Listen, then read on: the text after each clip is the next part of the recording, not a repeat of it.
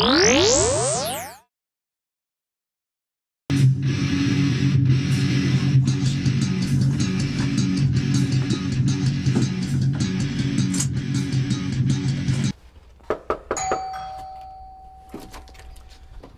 morning. Hi. Welcome to the Detroit Chop Shop. The way the house works is we live on the main floor, and then everything upstairs and everything downstairs is all studios. So we go this way. But this is kind of like the wall of fame of all the fun things that we've done. Twisted Sisters in here, I think. There's some guys from Kiss and Poison. More stuff this way. All right, I guess we could start with the equipment room. This is actually some of the first sound effect libraries that I worked with many moons ago. This was actually the first one I did. It's called Impact Effects, and you hear that like every day. It's played somewhere. Any show that starts with the world's greatest, or the world's scariest, or the world's funniest, or the world's stupidest, anytime there's a crash, it's usually off of this app. And then from there, I grew and grew, and now I'm the world's largest producer of sound effects. I don't know if that's something I should brag about, but that's kind of what I do. In here, we have lighting and grip that we use for the Chop Shop video diaries that we do. Chop Shop video diaries. We do seasons where we bring on interns, and we basically document everything we do. And then at the end of the week, we put out the video of, hey, this is what we did for the week, and then we put them all together, and that's our season. All right, in here, we have the prop room. This is where we store all of the wonderful things that we use to make sound effects. Oh, it's broken. Rockstar Lounge, complete with cool Marshall fruit. Christmas presents. Although I'm a little disappointed because the knobs move, but the light doesn't turn on when you turn on the power. So, which is bullshit. Yeah, it's garbage. This is something I'm actually really proud of. This is in a foil recording on one of Thomas Edison's 10 original foil recorders. So this is actually my voice talking on it. So now we go to my room. This is Studio A.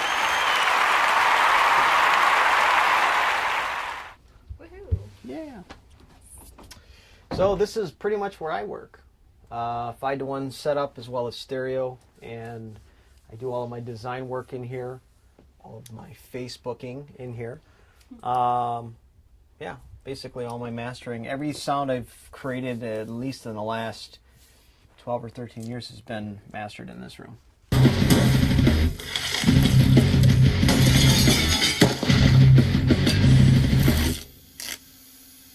First time I really kind of understood the importance of sound was how old was I? I was 17 years old, 16 years old, and at that point I'd already made like 50 movies. They were all like, 60-second movies, but this was before the days of YouTube, so we actually had a video recorder, and it's like the big thing, and you had to load in the big VHS tape, and you had to edit in camera, so you had to shoot it in order because there was no editing equipment back then. And so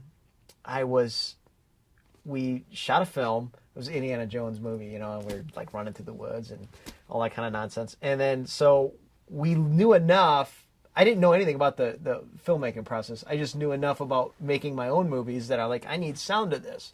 So what we did was we played the movie, which was only like 3 minutes long. We played it, and in real time we were recording it to another deck, and we were playing sound effects and trying to sync them up as the film went. So we had the music going, and then we tried to cue up the sound effects, and so it was like a radio play, so to speak. Yeah, it was like what was happening. So one of the sounds that we put in was we had the whip, and Indiana Jones hits one of the guys, and the guy goes ah, like the Wilhelm scream kind of thing. And so we put in the sound of the bullwhip, and we made it. It worked, So we take it. And we had our little debut. We had 20 or 30 friends and family, members in the basement watching it. And when they were watching it, they're all entertained. And as soon as the bullwhip happened, the room erupted with laughter because it was so over the top. And then that's when I remember it very clearly. I said, "Wow, that sound effect got a rise out of the room just a sound.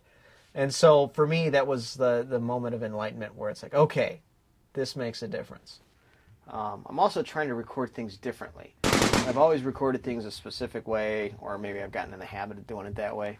So now I like force myself to record it differently. It might suck, but at least it's, experimenting to try to push the envelope, I guess. Any message to the kids out there who are thinking about a career in audio? Aside from, interning? If you want to do something, then do it.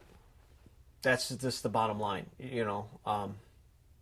Your career is going to be filled with no's. If you don't take no, or if you take no seriously, then do something else. You have to learn to, if you're going to hear a million no's, you're still going to have enough guts and enough passion and drive to say, no, I'm going to keep going until I hit a yes. So that's the key. It's not going to be easy. It's going to take you years, unless you get lucky, which very few people do. And you just got to keep pushing forward. So you can do anything if you just keep trying at it.